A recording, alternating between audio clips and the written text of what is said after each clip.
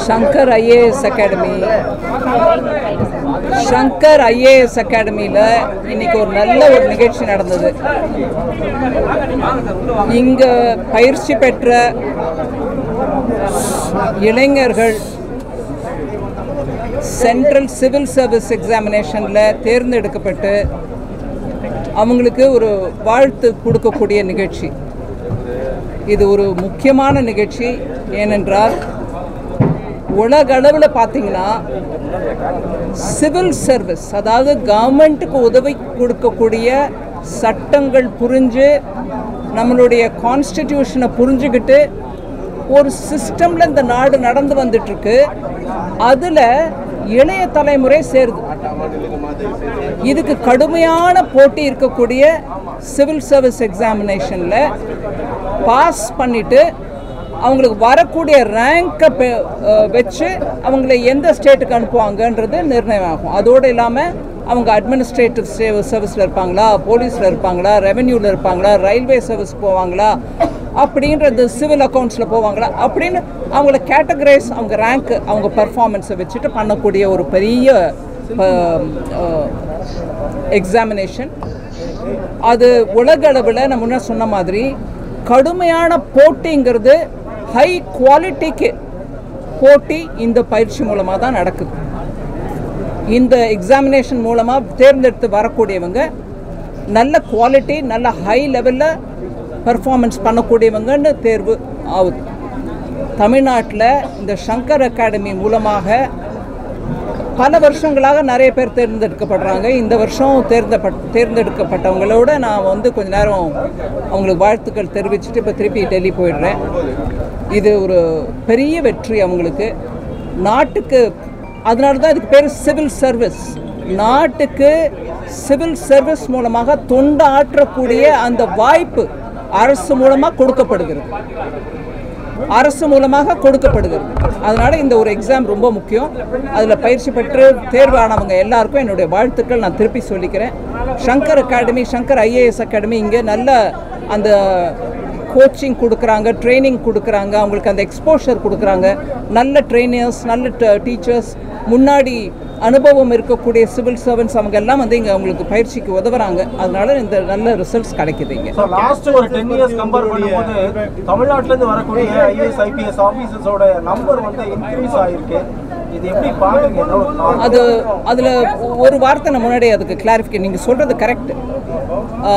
90ஸ்லேருந்து அந்த Mandal commission implementation ஆரம்பித்த பிறகு தான் தமிழ்நாட்டிலேருந்து இன்னும் சில கேட்டகரி ஆஃப் ஸ்டூடெண்ட்ஸுக்கு வாய்ப்பு கிடைக்குது. அதனால தான் நான் நம்பர் சொன்னேன். நீங்கள் பார்த்தீங்கன்னா 1950லேருந்து ஐஏஎஸில் மாத்திரம் 600க்கு மேற்பட்ட நம்பர் இருந்திருக்கு. 2011லேருந்து நீங்கள் பார்த்தீங்கன்னா சிவில் சர்வீஸில் 913 பேரும் ஏதோ நம்பர், 900க்கு மேற்பட்ட நம்பர் தமிழ்நாட்டிலேருந்து தேர்ந்தெடுக்கப்படுகிறாங்க. அதனால் அந்த நம்பர் வளர்ந்துட்டு தான் வருது, குறையலை. அதோடு இல்லாமல் எல்லா விதமான சர்வீஸ்லையும் தமிழ்நாட்டிலேருந்து தமிழ் பேசக்கூடியவங்க, தமிழ்நாட்டில் வாழறவங்க, டாமிசைல் அப்படிங்கிற வார்த்தை. அதில் தெலுங்கு பேசுகிறவங்களும் தமிழ்நாட்டில் இருக்கலாம், கன்னடா பேசுகிறவங்களும் தமிழ்நாட்டில் இருக்கலாம், மலையாளம் பேசுகிறவங்களும் இருக்கலாம். அவங்க கணக்குன்னு எடுத்திங்கன்னா தமிழ்நாட்டில் உறைவிடமாக இருக்கக்கூடிய மக்கள் எத்தனை பேர் தேர்ந்தெடுக்கான்னு அந்த நம்பர் நான் சொன்னேன். 2011லேருந்து கணக்கு எடுத்திங்கன்னா 913 or 17 அந்த மாதிரி நம்பர், ஓவர் 900 சூஸ் ஆகிருக்காங்க. எனக்கு இந்த நம்பரில் ஆக்சுவலாக எனக்கு பெரிய திருப்தி இல்லை. நான் இன்னும் நிறையா பேர் இருப்பாங்கன்ற எதிர்பார்ப்பில் தான் இன்றைக்கி டிஓபிடி செக்ரட்டரிகிட்ட கேட்டு அந்த நம்பர் வாங்கிட்டு வந்தேன். ஆக்சுவலாக நாங்கள்லாம் காலேஜ் டேஸில் இருந்தபோது இவ்வளோ கோச்சிங்க்கு முக்கியத்துவம் இருந்ததில்லை, இந்த மாதிரி அகாடமிஸும் இருந்ததில்லை. அதனால் அப்போது சுய முயற்சியில் தான் எல்லோரும் வந்துட்டு இருந்தாங்க. இன்றைக்கி அகாடமிஸ் இருக்கிறதுனால தமிழ்நாட்டு இளைஞர்கள் கவர்மெண்ட்டில் நல்ல உயர்ந்த பதவிக்கு வரதுக்கான நல்ல வாய்ப்பு இது. அதனால் நீங்கள் எந்த அகாடமி, சங்கர் அகாடமி இங்கே இருக்குது, ஐஎம் ஷுர் தமிழ்நாட்டில் இன்னும் வேறு எங்கெல்லாமோ அகாடமி இருக்கலாம். ஆனால் இளைஞர்கள் தயவு பண்ணி முன்னே வரணுங்க. பாரத நாட்டின் சிவில் சர்வீஸில் தமிழ் மக்களுடைய பங்கேற்பு இன்னும் நிறையா இருக்கணும். அதனால் பாஸ் பண்ணிவிட்டு நீங்கள் வெளில வந்தீங்கன்னா உங்களுக்கு நல்ல ஒரு வாய்ப்பு. நாட்டில் எங்கெங்கெல்லாமோ நீங்கள் பார்த்தீங்கன்னா, நான் ஸ்டேட் முழுக்க ட்ராவல் பண்ணும்போது பார்த்தா திரிபுராவில் இருக்காங்க, நாகாலாண்டில் இருக்காங்க, அஸ்ஸாமில் இருக்காங்க, ஜம்மு காஷ்மீரில் இருக்காங்க. அந்த மாதிரி நம்மளுக்கு இருக்கக்கூடிய திறமையை நல்ல உபயோகப்படுத்துறதுக்கு இது ஒரு நல்ல வாய்ப்பு. ஜிஎஸ்டியை கம்பேர் பண்ணும்போது 2024 விட ஒரு 9% இன்க்ரீஸ் ஆயிருக்குன்னு நீங்கள் நேற்று கொடுத்துருந்தீங்க. வரி செலுத்தக்கூடியவர்களுக்கு நன்றின்னு சொல்லியிருந்தீங்க. ஆனால் இன்னொரு தரப்பு என்ன சொல்கிறாங்க, நடுத்தர மக்கள்லாம் வரி செலுத்தக்கூடிய நிலைமைக்கு ஆளாயிட்டோம், கஷ்டப்படுறவங்கிறாங்க.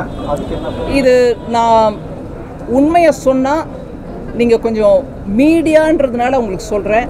தயவு பண்ணி நான் சொல்கிறத நிஜமாக நீங்கள் உங்கள் ஆஃபீஸில் போய் ஆராய்ஞ்சு பாருங்கள்.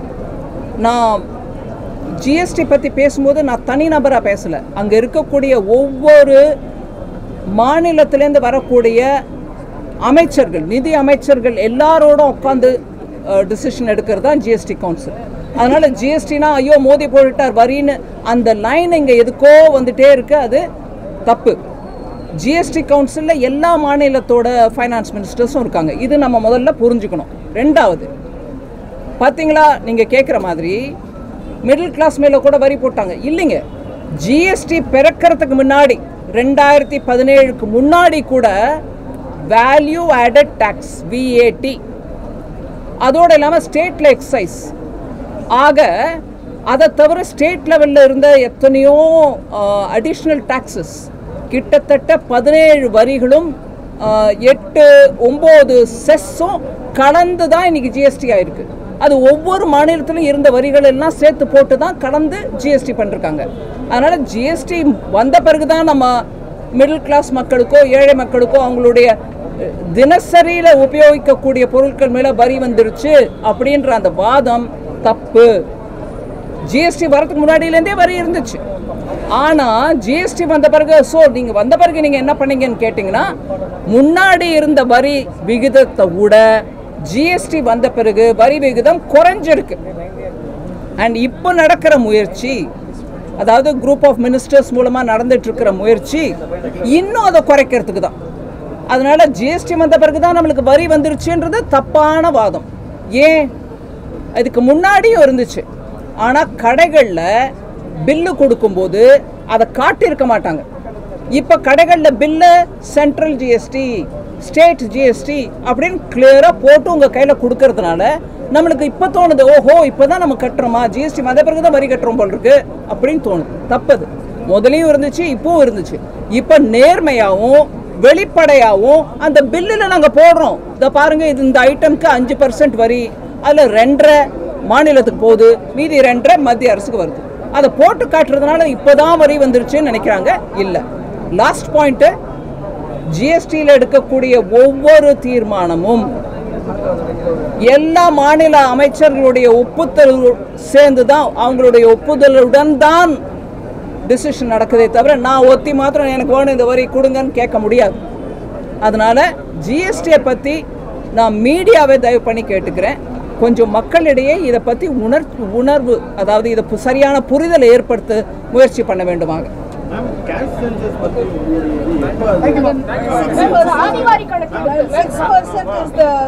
Requirement for education is what all educationists are saying. Apparently 6% of the budget, yeah, GDP. But then we are not getting it. We're not getting that much. But you know, ma'am, when you ask this question, it is right. It's good for you to ask this question. But education is both a center and state subject. So when I present the budget, it is only the central expenditure which gets captured in it. Every state's expenditure should also be looked at, and together is what we should take for assessing how much is being spent on education. So just not the central government, because it's a subject under both center and state. ஜாதிவாரி கணக்கெடுப்பு வந்து நடத்தப்படுவது மத்திய அரசு அறிவிச்சிருக்கீங்க. So வந்து திமுகவுக்கு கிடைத்த வெற்றி அப்படின்னு சொல்லிட்டு அவங்க கிளைம் பண்றாங்க, இந்தியா கூட்டணிக்கு கிடைத்த வெற்றி அப்படின்னு கிளைம் பண்றாங்க. அதை பத்தி முதல்ல ஜாதிக்கு வெற்றி திமுக தேடுதா? சமத்துவம்னாங்க. நீங்க கேட்ட கேள்விக்கு பதில் சொல்றேன். ஜாதியை பற்றிய விஷயத்தில் திமுக வெற்றி தேடுதா? மத்திய அரசு சென்சஸ்ல நாங்கள் கொண்டு வரோம்னு சொன்னோம், தப்பு ஒன்றும் இல்லை. பல பேர் கேட்டிருக்காங்க. இன் பிரின்சிபல் அப்ரூவல் நாங்கள் கேபினெட்ல கொடுத்துருக்கோம். ஆனால் அது எங்களுடைய வெற்றி எப்படின்னு சொன்னா, ஜாதியை பத்தி பேசவே கூடாது டிஎம்கேல. அதனால எல்லாத்துலேயும் அரசியல் ரீதியா லாபத்தை தேடுறதுக்கு முயற்சி பண்ணக்கூடாது. தமிழ்நாட்டில் சமத்துவத்தை கொண்டாங்க, சென்சஸ் வரும் எப்படியா இருந்தாலும். அதில் இந்த டேட்டா வரும். எப்படியா இருந்தாலும் எல்லாருக்கும் அந்த டேட்டா வெளிப்படையாக உதவுறதுக்கு தான் சென்சஸ் மூலமாக எடுக்கிறோம். அதனால் இதில் உடனே ஒரு குயுக்தி அதை திருப்பிக்கிட்டு நாங்கள் போராடினதுனால தான் எங்களுக்கு வந்துச்சுன்னு சொல்ல வேணாம். இன்றைக்கும் நான் தெருவில் போகும்போது போர்டு பார்க்குறேங்க, ஜாதி பேருடன் பேர் இந்த தமிழ்நாட்டில் இன்றைக்கும் இருக்குது. ஜாதி விவகாரத்தில் இன்றைக்கும் கழிவு, மனித கழிவை குடிநீரில் சேர்க்கறது இந்த தமிழ்நாட்டில் தான் நடந்திருக்கு. எங்கேயும் நம்ம கொஞ்சம் ஒரு விதமாக நாங்கள் நல்லா முன்னேறிட்டு இருக்கோம், வடக்கில் சில ஸ்டேட்ஸை பாருங்கள் முன்னேறல அப்படின்னு சொல்கிறீங்களே, அந்த ஸ்டேட்டில் கூட இந்த மாதிரி மனித கழிப்பை கொண்டு போய் தண்ணியில் குடிக்கிற தண்ணியில் சேர்க்கலை. அதனால் இந்த விஷயத்தில் அரசியல் ரீதியாக பார்க்காம இதனால் நம்ம அதுலேருந்து வரக்கூடிய டேட்டாவை வச்சுக்கிட்டு பின்தங்கி இருக்கிறவங்களுக்கு எப்படி இன்னும் வாய்ப்புகள் கொடுக்க முடியுன்றதை பற்றி யோசிக்கணுமே தவிர கொஞ்சம் நாங்கள் வென்றோம் நீங்கள் தோத்தோன்ற அந்த பேச்சை கொஞ்சம் விட்டுறணும். மத்திய அரசு இன்னும் நிதி கொடுக்க மாட்டேங்குது, இருந்தாலும் தமிழகம் தொடர்ச்சியாக முன்னணியில் இருக்குன்னு சொல்லி முதல்வர் சொல்லிட்டு இருக்காரு. நான் ஒவ்வொரு முறையும் பேசிட்டு தான் இருக்கேன், எவ்வளோ நம்ம கொடுக்குறோம் எவ்வளோ கொடுக்கல, எல்லா ஸ்டேட்டுக்கும் எப்படி கொடுத்துருக்கோம். எனக்கு ப்ரைவேட்டாக சில மெம்பர்கிட்டேருந்து, அதாவது ஆளுங்கட்சி இங்கே இருக்கக்கூடிய ஆளுங்கட்சிக்கிட்டேருந்து மெம்பர்கிட்டேருந்து நான் பேர் எடுக்க விடும்போது அவங்கக்கிட்டேருந்து மெசேஜ் வருது, நன்றிங்க வேலைவாய்ப்பு திட்டம் இருக்குது பாருங்கள், கிராமப்புற வேலைவாய்ப்பு திட்டம் மன்ரேகா, அதுக்கும் பணம் கொடுத்துருக்கோம். ஓ நன்றி, அந்த பணம் வந்துருச்சு. ப்ரைவேட்டாக எனக்கு நன்றி, பப்ளிக்காக இது நீங்கள் புரிஞ்சுக்கிட்டா சரிதான். ஒரு சீரியஸான இஷ்யூ என்னன்னா, சிபிஎஸ்சியில் படிக்கக்கூடிய ஸ்டூடெண்ட்ஸுக்கு 3rd 5th and 8th 30 மார்க்குக்கு கீழே வாங்கினா ஃபெயில் பண்ணுங்க, ஆல் பாஸ்ங்கிற சிஸ்டமே வேணான்னு சிபிஎஸ்சி சொல்கிறாங்க. இதுக்கு வந்து கடுமையான ஒரு எதிர்ப்பு தமிழ்நாட்டிலேருந்து வந்திருக்கு.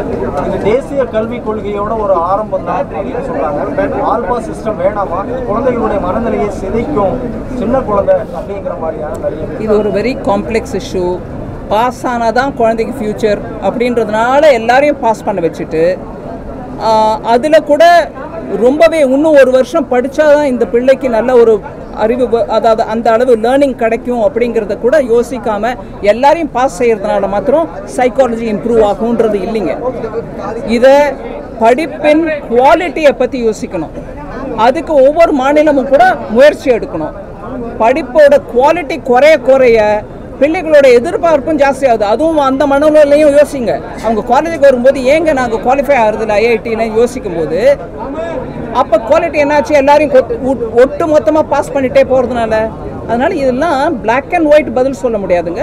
அந்த விஷயத்தை இன்னும் அந்த நிபுணர்களோடு உட்காந்து பேசி முடிவெடுக்கணும். ஐயா நீங்கள் ஏதோ கேட்டீங்க. மேம், தொடர்ந்து எந்த ஒரு திட்டம் தமிழ்நாட்டில் செயல்படுத்தினால மத்திய அரசுக்கு எதிராகவே சட்டமன்றத்தில் தீர்மானம் எப்படி பார்க்குறீங்க? நீங்கள் எப்படி பார்க்குறீங்களோ அப்படி தான், நீங்கள் கேள்வியில் எப்படி பார்த்தீங்களோ அப்படி தான் நானும் பார்க்குறேன்.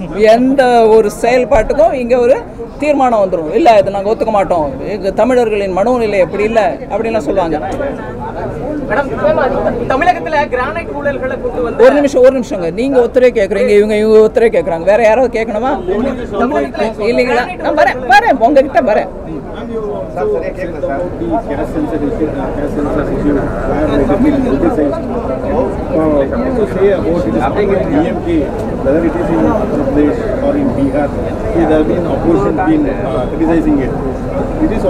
Nobody is criticizing. எனக்கு புரிஞ்ச வரைக்கும் டிஎம்கேயும் criticize பண்ணல.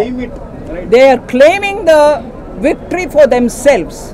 அதேதான் நார்த்லயுமே நீங்க கேட்குற கேள்வி அதுதான். In English I'll tell you, opposition is not there for having brought census head count into the caste census, jati census into the survey, the census survey. The census will include it has been announced. Nowhere is people saying no, but the opposition which is saying it because you're doing what we've been demanding. That is all the line which I'm saying elsewhere. சொல்லுங்க நீங்க. தமிழகத்தில் granite ஊழல்களை கொண்டு வந்த முன்னாள் IAS அதிகாரி சகாயம் IAS உயிருக்கு ஆபத்துன்னு சொல்லி வெளிப்படையாக சொல்லியிருக்காரு. நேர்மையாக இந்த வழக்கு விசாரிக்கப்படணும் அப்படின்னு சொல்லிட்டு யார் விசாரிச்சுட்டு இருக்காரு? இல்லைங்க, விசாரிச்சுட்டு இருக்கிறது யாரு? பின்ன இல்லைங்க, நீங்கள் அந்த கேள்வி என்ன கேட்கக்கூடாது. விசாரணை செய்யறது, ஒரு நிமிஷம் கேளுங்க, நான் என்னோட முறையில் பதில் கொடுக்குறேன். விசாரணை செய்கிறது தமிழ்நாட்டில், விசாரிக்கப்படுவது ஒரு அதிகாரியை, இன்னும் 4-5 பேரை. அவங்கள ஒரு பயம் வருது, எனக்கு ப்ரொடெக்ஷன் வேணும்னு கேட்குற மாதிரி நீங்கள் சொல்கிறீங்க. ஸோ விசாரணை ஃபேராக நடந்துச்சுன்னா அந்த பயம் இருக்கக்கூடாது. அதிமுக பாஜக கூட்டணி ஊழல் கூட்டணி, அந்த கூட்டணி தோல்வி கூட்டணி, கட்டாய கூட்டணி அப்படின்னு முதலமைச்சர் சட்டப்பேரவை உட்பட அவர் செல்லக்கூடிய இடங்கள்ல எல்லாம் வந்து சொல்லிட்டு இருக்காரு. அதே போல கூட்டணி கட்சியினரும் கூட விமர்சனம் பண்ணிட்டு இருக்காங்க. அதே போல கூட்டணியை பற்றி விமர்சிக்கிறதுக்கு முன்னாடி கோர்ட் மூலமா அமைச்சராக உட்கார்ந்துருக்கிறவங்களை கோர்ட் மூலமா கேள்வி கேட்டு பதவி விலக வேண்டிய நிர்பந்தம் யாருக்கு வந்துச்சு? எந்த கூட்டணிக்கு வந்துச்சு? திமுக கூட்டணிக்கு வந்துச்சா இல்லை வேற யாருக்கா வந்துச்சா? ஊழல் காரணமாக கோர்ட், சுப்ரீம் கோர்ட் வரைக்கும் போய் இன்னைக்கு தேதிக்கு 2 அமைச்சர்கள், ஒரு அமைச்சர் ஊழல், இன்னொரு அமைச்சர் இன்னொரு விஷயம், இறங்கிக்கிட்டே இருக்காங்க பதவி, இல்ல கோர்ட் மூலமா கேள்வி கேட்டுட்டே இருக்காங்க. அப்பேற்பட்ட கூட்டணியை நடத்துற மாண்புமிகு அமைச்சர், முதலமைச்சர் அவர்கள் எங்க கூட்டணியை பத்தி பேசினா எனக்கு கொஞ்சம் என்ன புரியலைங்க. இது யாரை பத்தி பேசுறது?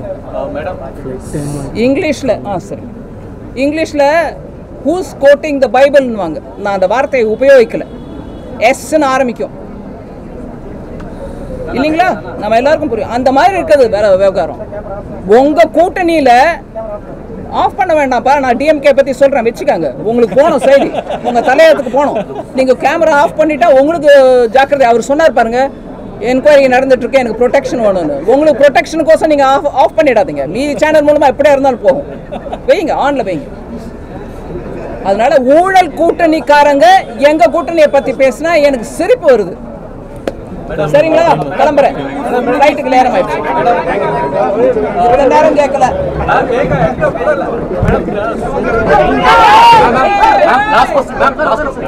தொடர்ச்சியா பிஜேபி கவர்மெண்ட் வந்ததுக்கு பிறகு கார்பரேட்டுகளுக்கு மட்டும் வரி சலுகை கொடுக்குறாங்க ஒரு குற்றச்சாட்டு இருந்துகிட்டே இருக்கு. உண்மையாவே கார்பரேட்டுக்கான வரி சலுகை கொடுக்கப்படுதா? அது குற்றச்சாட்டு எல்லாம் வந்துட்டே இருக்கு. என்ன